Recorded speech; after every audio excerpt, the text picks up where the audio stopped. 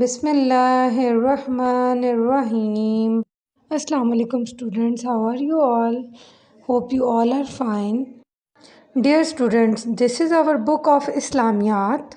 Students, we're gonna start our new topic today, which is second kalma. Kalma-e-Shahadat is our second kalma.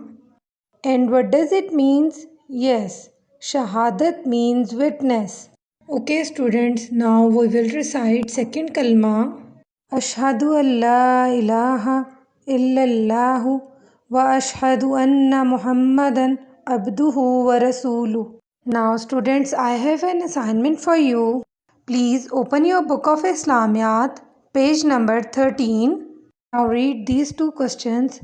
First one is, which is the second kalma? And the answer is Kalma-e-Shahadat. And the second one is, what does Shahadat means? And the answer is Shahadat means witness. And you also have to learn this kalma by heart. Thank you.